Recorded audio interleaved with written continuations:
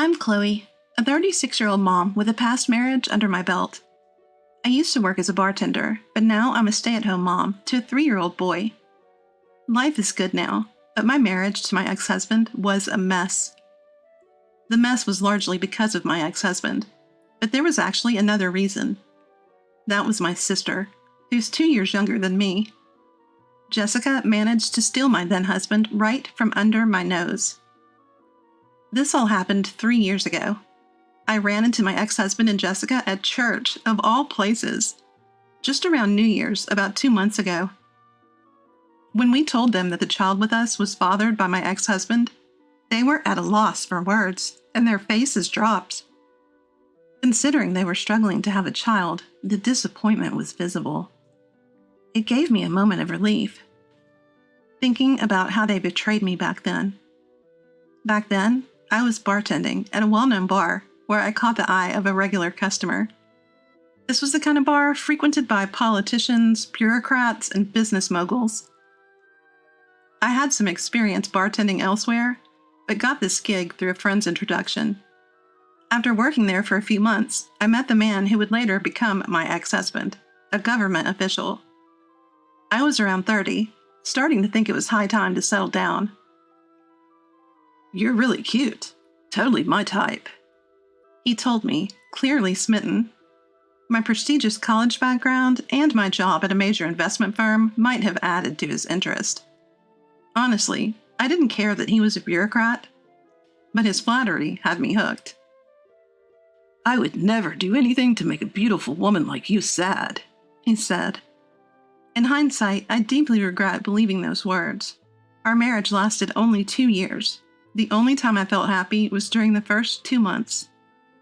Despite his demanding job, my ex-husband always showed me a smiling face when he came home. But eventually, those smiles disappeared.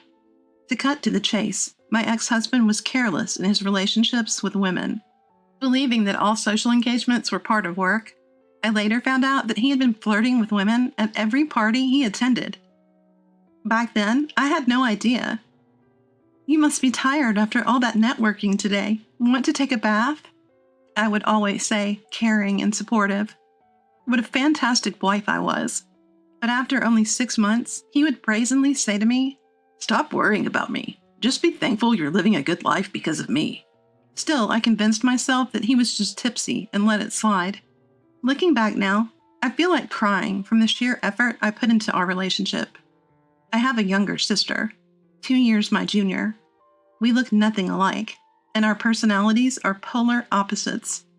Growing up, Jessica always wanted what I had. She would beg my mom for the same beads and hair accessories that I had in my jewelry box. Eventually, Jessica stopped asking Mom and started taking them directly from me. When I confronted her, she'd cry and say, "But everything that belongs to you belongs to me." My little sister was a bully. That little bully grew up to be an adult bully. After a year of marriage, we attended a family event at my parents' house. My husband was there too. My husband had seen Jessica a few times before, but it seemed like they had a little chat this time. I overheard him talking briefly to Jessica. "You're quite different from your sister. A different kind of beauty," I overheard him say to her. It's likely that from that moment, Jessica set her sights on my husband. After that, he seemed even more disinterested in me than before. "Hey, are you free next week? There's this restaurant I want to try." "Forget it. You know I'm not available, so why even ask?"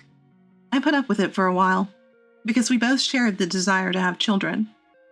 Love might be gone, but the desire for a child remained. However, tests at the hospital showed that the problem lay with him, not me. Despite the diagnosis, we both continued to seek treatment. In a blink, a year passed. By this point, I had stopped worrying about what my husband was doing or where he was. I knew that if I even asked him to stop, he wouldn't listen. I figured he was involved with multiple women. But I never thought one of those women would be my own sister. I was utterly blindsided. It wasn't some revelation that made me realize my husband and Jessica were having an affair. "You know, sis, your marriage is pretty much over, but if you're not careful, you'll lose more than that," she hinted. "What are you saying? Don't Tell me you. Whatever happens, it's your fault. Seeing the naive yet malicious Jessica after so long sent chills down my spine. After that conversation, I confronted my husband to get to the truth. Hey, you're not having an affair with my sister, are you? Tell me it's not true. What if I am? Don't dodge the question. Just tell me. God, you're so annoying. Fine, yes, I am. So, what now? Want a divorce? You're the worst. Do you even realize what you're doing? You should be saying that to your sister. She's the one who came on to me.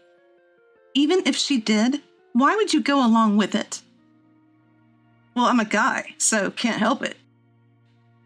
I can't believe you're doing this with Jessica. You know what? Fine, we're done. We were always over anyway. Bye. Even though the love was always gone between me and my husband, learning he cheated with my sister Jessica was a hard pill to swallow. And the audacity he had to casually admit it, it felt like both of them were mocking me. The frustration was unbearable. I divorced him right after this shocking truth came to light. As for Jessica, I cut her off via email and chose to put the incident behind me. About a month later, an unexpected turn came my way. A female colleague from my days working in finance reached out. We were connected on social media and occasionally exchanged messages. But it had been a long time since we had met for drinks. We caught up and had a great time. Although my story was grim, she laughed it off and mentioned someone she wanted to introduce me to. Enter Ethan, my current husband. Ethan was her investment buddy. He was just an average office worker, but had a knack for investing, managing a significant portfolio. They'd become friends through offline meetups she organized based on his investment blog. I took an instant liking to the upbeat Ethan. I've been divorced before. Is that all right? I'm still single. Is that okay? We both just had to laugh it off. Ethan seemed to think we clicked, and we started dating right away. We got married after about 6 months. Chloe, want to invest in me? Marry me. I couldn't help but laugh at Ethan's unique proposal. I believed his proposal was one where I could see us being happy together for the rest of our lives. The truth is, I was already pregnant with Ethan's child even before I got remarried. Actually, shortly after we started dating. We'd both been considering marriage, so finding out about the pregnancy sped up the timing. 2 people in love, and the precious baby that was the fruit of our love. I couldn't be happier. For our first holiday season together, let's go to church and pray for the health of our adorable baby. The fact that they arrived so quickly is proof that our meeting was destiny, don't you think? Sounds good. Yes, let's go.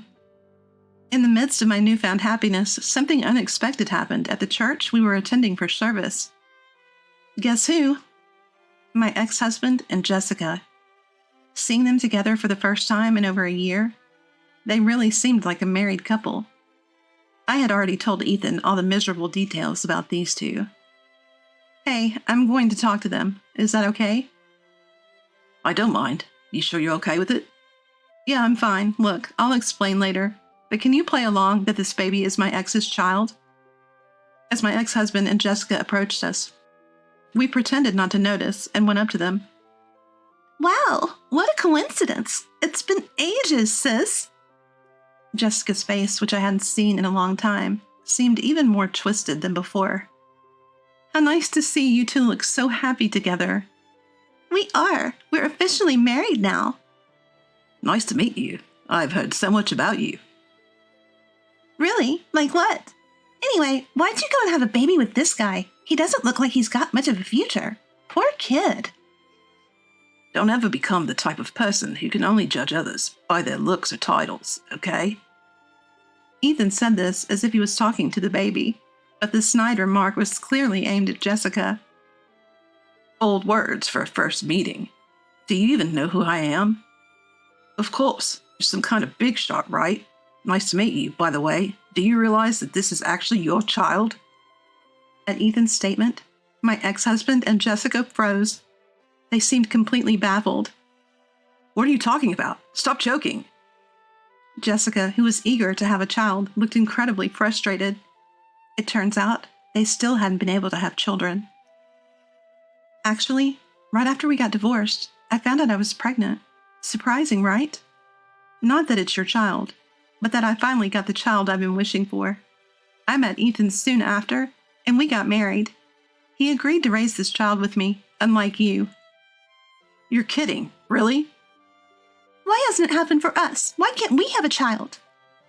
I don't know. Maybe because karma is real.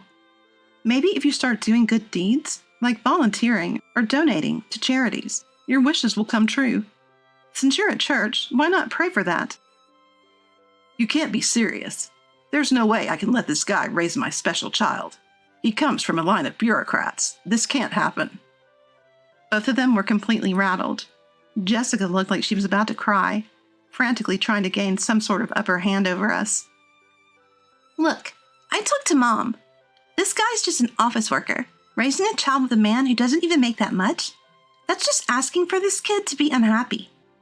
And let's not forget, the child's biological father is from our family. Shouldn't we have the right to raise them? Am I wrong? Absolutely. And you know, even after the divorce, if you knew you were pregnant, you had a responsibility to tell me. After all, it's my child. You think a person like you can raise a child? Don't kid yourself. You don't have the right to know, let alone the right to raise this child. Hey. Stop this ugly argument in front of the baby. You abandoned Chloe and this child, remember? Just like Chloe said. You don't have any obligation to be informed or any right to be involved. Sorry, but it's true. And for your information, I might be an office worker, but I've done well in investments. I actually have more assets than you. I don't mean to brag, but... Don't worry, this child won't be unhappy. Shall we go, Chloe? Yeah, take care, especially you two, the careless womanizer and the greedy one. Ignoring the flustered and frustrated pair, we left the church. I'm sorry you got caught up in this, and thank you for going along with me. No problem at all, honestly. I'm impressed with how well I went along with it. I mean, that was some award-winning acting. I fell for you all over again. I never thought I'd end up at the church for the sake of this child, let alone run into those two there. But thanks to that, I was able to get back at my ex-husband and Jessica. I was secretly waiting for this moment. The moment I saw them at the church, it hit me. I could make them squirm with a lie, claiming the baby is from my ex-husband. I'm fully aware it's a cruel lie, generally speaking. But let's not forget the heartless things those two have done to me in the past. No regrets. It was a necessary lie to maintain my sanity going forward. Mom, you don't have to tell Jessica about me, okay? You know the situation, right? Oops, my bad, but what happened to that girl? Don't worry about it. Sorry for all the worry I've caused you. That's what I wanted to say. It's okay, as long as you're healthy and happy. You're getting along with your current partner, right? Absolutely. I'm scared of how happy I am, actually. Having daughters who've swapped the same man as their husband would have been a big worry for Mom. I was always concerned about how this could be a strain on her heart. And the fact she's living alone in the family home since my dad passed away, that's another concern for me. When I mentioned this to Ethan, he was the one who suggested we should move in with Mom. Are you sure? I really like your mom, Chloe. She's a fun person. Living with her would be like having two Chloes around. It'll be fun. Wow. Should I take that as a compliment? It made me realize how understanding he is. Plus, Mom would be thrilled to see her grandchild every day, and we'd have an extra pair of hands to help with the kid. I can't thank you enough, Ethan. So, you love me even more now? Let me think about that. What do you mean, let me think? The peak of happiness is still ongoing.